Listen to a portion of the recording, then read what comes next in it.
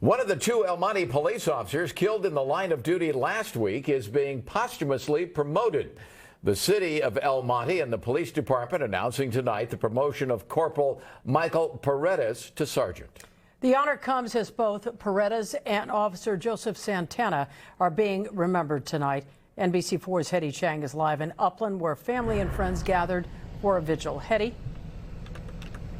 Chuck and Colleen, we know both officers grew up in the city of El Monte and they returned there to serve their community. But tonight we also learned they are very much loved here in the city of Upland, where they were raising their families. Friends, family, and the law enforcement families of Officer Joseph Santana and Michael Paredes filled the field and the stands at Upland High School. So too did the candles lit in their honor. So too did the emotions. He would be standing there and he would say, "I'll always have your back, Coach." We learned Paredes, while respected as an El Monte police corporal, never brought his work home. His wife Janine, speaking publicly for the first time, says to them he was always a family man first. He was dad. He was brother. He was friend. And he was so good at being all those things. Heartbreak hard to hold back for the brother-in-law of Officer Santana. I just hope he knows, that I really do miss him. As the remembrances continue for the two slain officers, the heated debate between the families and the LADA also carried on today.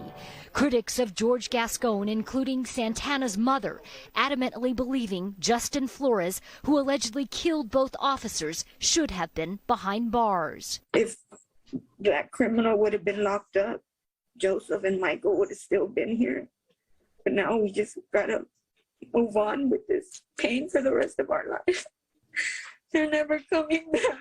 That reaction after Gascon today again defended his policies and why he says Flores, an armed convicted felon out on parole, was not in jail. And we all wish if we could predict violence, but the reality is that we can't. He had been arrested, mostly for drug-related offenses, and almost a decade ago. Back in Upland, there was no mention of the man who allegedly killed the officers, but instead, the heartbreak the families now have to endure. I don't know how I'm going to do life without him.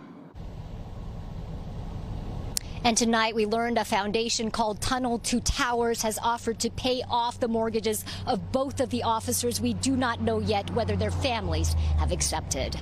We're live in Upland tonight. Hetty Chang, NBC4 News.